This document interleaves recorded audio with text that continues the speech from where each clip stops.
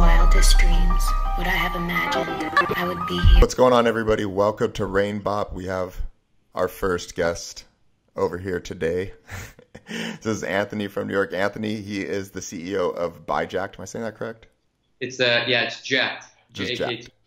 Yep. Okay, there we go. He's over here today. He's going to have some conversations with us about kind of the real side of business that doesn't get portrayed on Instagram or on every related video to Gary Vee's channel on YouTube. So go ahead and tell us a little bit about yourself and your company and how you kind of just the typical fell into this space. So the quick story. So my name is Anothony Tumbiolo. I'm the founder and CEO of Jakt. We're a digital product and innovation studio based in New York. Started the company about 6 years ago now. It's gonna be 6 years in July. I can't believe it. And I'll just stop there. I can go into I could go on for hours about the history, but I'll just stop there for now. So what do you think, like, in the digital space? Because I mean, obviously, how old are you? I'm 28. 20. Okay, same age as me. Obviously, you were like the first wave of people that were really, really like on like a social network, like probably MySpace or maybe Xanga back in the day. I don't know if you had one of those. Yeah. I have experience in the early days. Yeah, it's funny, like, to think back then, like, everyone was doing like little HTML coding and what like that, and nobody had any idea. They're just like making their blogs look cool. Yeah. I mean, if you want to, my quick little background on how I fell into this is when I was in high school, I started a little e-com business and was using eBay at the time as my main way to sell. My main product was purses, of all things. I found a little niche in Coach purses of all brands, and so anyways, I was buying and selling purses, and that was my first exposure to the internet, really, and being like, hey, I can be anywhere in the world and connecting with people all over the world and selling products. And then from there, in college, I moved to New York. I'm originally from San Diego. Moved to New York, went to NYU, started doing some work in the event space. And the big thing I learned there was the power of leverage. The idea being that if I can connect with one person, they can give me access to a bunch of different people, right? And then also during school, the kind of like third component that is really important is that I learned how to code. So, instead of using other people's social networks, which I built the event business on top of a third-party social network platform. But eBay and that third-party social network were always constraints, and I wanted to learn how to build things for myself because then I could solve any kind of problem that I wanted, or at least so I thought. Yeah. And so those kind of components all came together to forming Jakt. So the reason why I built a consultancy was the idea that if I work with one company, I can then work through them to impact hopefully millions and millions of people through the products we build. And so, that's how, those kind of three components, the idea of the power of the internet, leverage, working through a company and impacting a lot of people, then, this custom software development, that's like the foundation of how I started Jakt. So you're obviously like a creative guy. So I'm gonna ask like a pretty like, you can answer however you want. So I kind of feel like in business, right, that at least in the tech space, right, there's the tech people, there's the people that be more executive where they're big infrastructure, right, and then there's the creatives. But you kind of have, it seems like you dabble in all three of those dimensions, but like to the root of you, which one are you more compelled to identify with? That's a great question. I never saw myself as in the early days or right before I started coding, like the tech person. Yeah. I was more like the person who could figure stuff out. Like I was good at finding ways to make things happen. Like so entrepreneur, basically, yeah. Yeah, like I was like, hey, I need to, the reason why I started the eBay business was my parents were like, you need to go get a job. And I was like, I'm not going to. So I figured out a way to make money. Like that's how it started, and I always thought coding was just like this thing that I could never figure out, and I was very scared of it. So I never identified with that.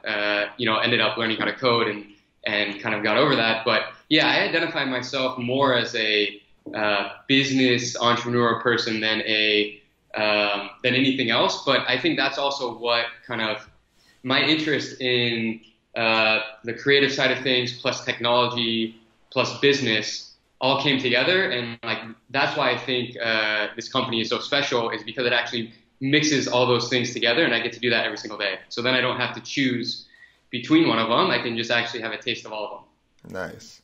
How involved are you in the hiring process of the employees?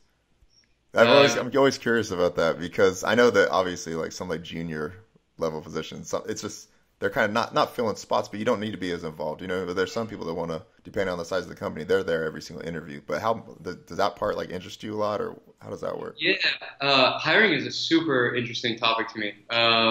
It's something that took me a while. I mean, I'm still figuring it out, but it took me a while. I did a lot of things not so well. But yeah, our hiring process now, I'd say I've been involved in the overall architecture on the process, but I'm not involved in every single interview anymore. I used to be. Anyone who's a direct report to me, I'm more involved in the interview process. But let's say someone who's coming in as a designer on the team now, right? I might meet them once, right? Instead of being in like the 3 or 4 interviews where I used to be involved in every single interview.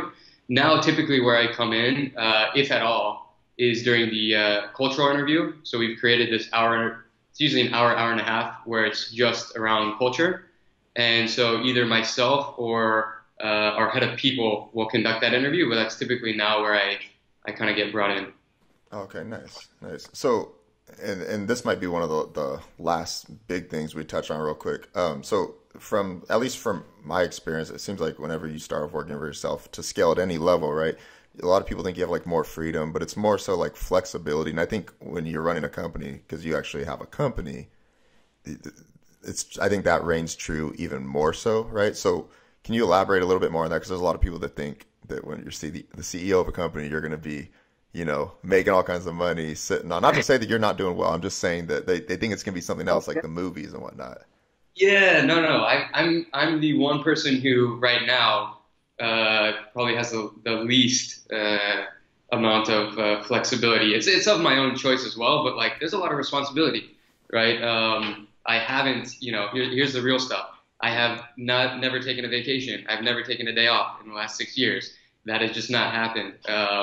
The flexibility, I do the things that need to get done. It's not always the glamorous stuff, right? The goal is to keep moving towards only working on what I want to work on, but the reality is, hey, that's not the case every single day, and there's stuff you have to do that is not glamorous. You know, up until a year ago, I was still the one writing the checks to everyone, whether it was vendors or whatever it was. Like that was still me. It wasn't until the last year where I finally brought on a finance manager, right? So I'm the one keeping all the books, doing all of those things, and it's a slow process of like, you know, you gotta, you know, when you're first starting the business, you have to do everything.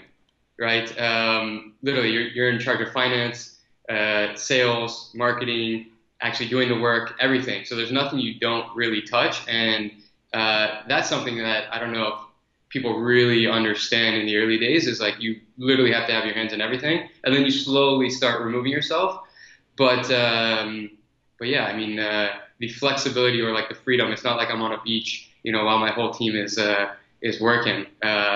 You know, I see myself as like I am in service to everyone on the team, right? Like I actually work for them is the way I actually look at it. So like that's how I view it. And so, you know, I'll do things that maybe other people don't think is the most glamorous, but at the same time I actually enjoy it, because like that's part of building a business and a company is you have to do a lot of these things, and so I do them. Nice. All right. And then last thing, we're going to go one piece of advice for people that are trying to make the decision of whether they should go take that good job that they might have been offered or follow their passion and do it, you know, they think they're compelled to do. Because to be honest, you know how it is, it's not for everybody.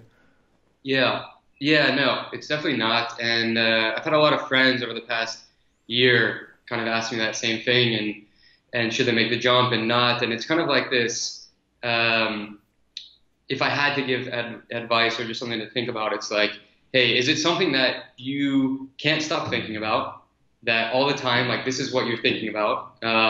It's not something that just like, oh, I had this idea and then, you know, it passes. Like, is it something that you are just drawn to and that's all you can think about, and you would give up think also like, what would you give up, right? Like when I started the company, I had offers for jobs, right, that I would be making really good money at. But then I didn't even care about that because I was like, I want to do this. And even though in the first years I wasn't making money, I would rather be doing that, making money, making barely enough to live, and doing what I want. And I was willing to do that. And so if that's your mindset, then you have no reason to just do it. But if not, if you're worried about, having a very stable kind of environment, then you probably want to take a job because that's what it's going to give you. And there's nothing right or wrong. Like there's nothing better or worse. It's just like you have to know yourself, understand what you need as a person,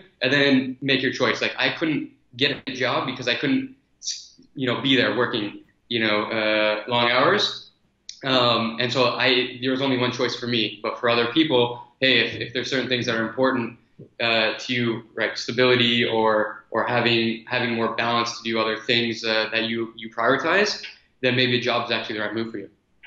Nice. All right. Anywhere people can find you? Obviously, you have social handles. What's your Instagram, Twitter, Facebook, anything you want to plug? Yeah. All the handles are Anothony Tumbiolo. It's ANTHONY TUMBIOLO, and that's on Twitter, Instagram, Facebook.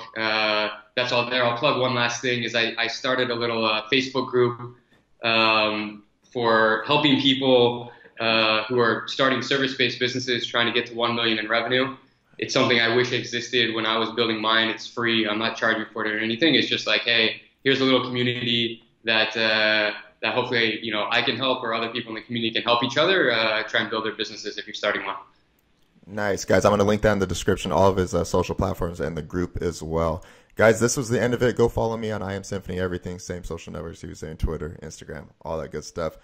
Never in my wildest dreams would I have imagined I would be here.